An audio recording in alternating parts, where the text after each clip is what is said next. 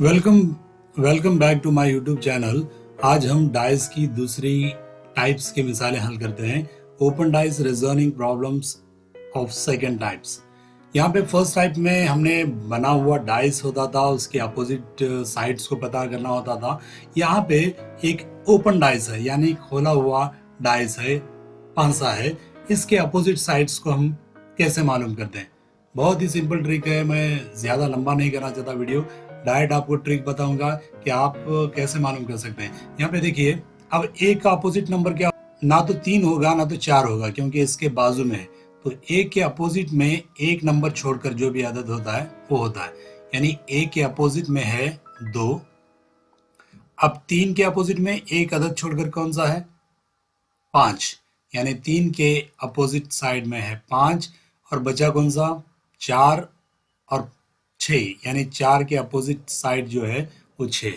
आपको ये करना है कि एक अदद छोड़कर दूसरा अदद जो भी होता है वो उसका अपोजिट साइड होता है। अल्फाबेट लेटर्स दिए गए हैं।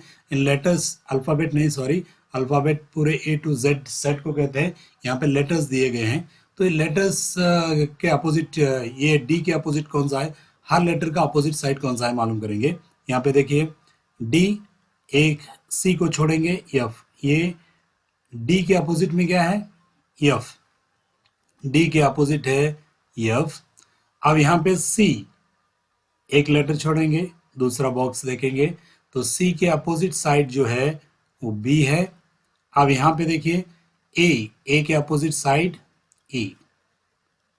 बहुत सिंपल है। पहले हमने किया, वहाँ पे नंबर्स थे, दूसरे में लेटर्स थे। यहाँ पे शक्लें दी गई हैं, दायरा है, मुसल्लस है, ये मुस्ततिल वगैरह। ठीक है, हमें कोई भी शक्ल दें तो हमें क्या करना है, इसका अपोजिट साइड मालूम करने के लिए सेम वही तरीके को अपनाना है।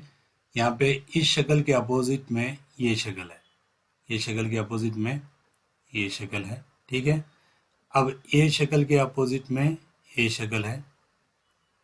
बहुत सिंपल से मालूम कर रहे हैं हम। ठीक है, मुरब्बा बना दिया हमने। अब यहाँ पे मुसल्लस के अपोजिट में क्या है?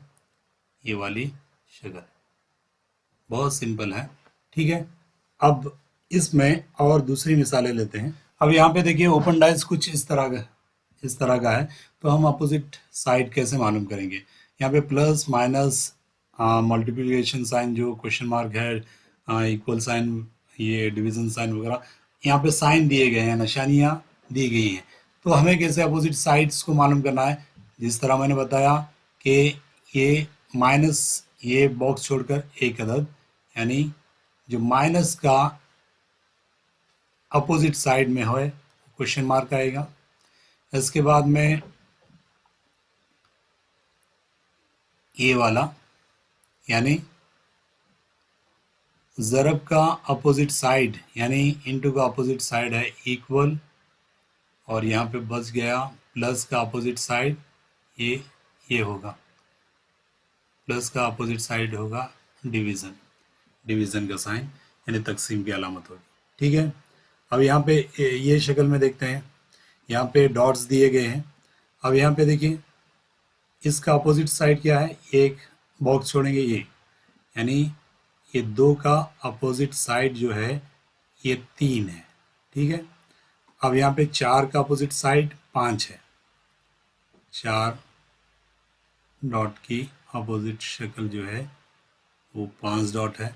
इसके बाद में एक के अपोजिट, ये बीच वाला छोड़ेंगे, यहाँ पे 6, एक का अपोजिट साइड जो है वो 6 डॉट वाली शक्ल है। क्लियर? अब यहाँ पे देखिए, ये ओपन डाइस ऊपर दिया गया है और नीचे 4 ऑप्शन दिए गए हैं कि इसको जोड़ने से कैसा डाइस बनेगा।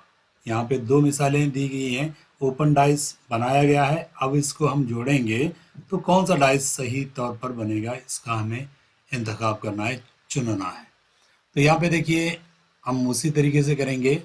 अब P के अपोजिट में क्या होगा? ये बॉक्स छोड़ेंगे तो यस, P के अपोजिट साइड यस होगा। ठीक है, अब T के अपोजिट जो होगा, ये एक बॉक्स छोड़ेंगे तो U, T के अपोजिट साइड U होगा, और R के अपोजिट साइड होगा Q। तीन रुख दिखते हैं, तीन साइड्स दिखते हैं और तीन साइड पीछे होते हैं। यानी P जब नजर आएगा तो यस नहीं दिखाई देगा, T अगर नजर आएगा तो U नहीं दिखाई देगा क्योंकि ये पीछे होंगे, R अगर नजर आएगा तो Q नहीं होगा। यहाँ पे देखिए पहली शक्ल P है और यस है, यानी दोनों जो अपोजिट साइड जो आना था वो सामने दिख रहा है, यानी ये शक्ल हमारी नहीं है। ठीक है, अब यहाँ पे देखिए QRT, अब यहाँ पे Q है, ठीक है, फिर R है, तो ये दोनों क्या है, अपोज में होना था, अपोजिट साइड होना था, ये सामने आ रहे हैं यानी बाजू में आ रहे हैं, तो ये शक्ल नहीं होगी।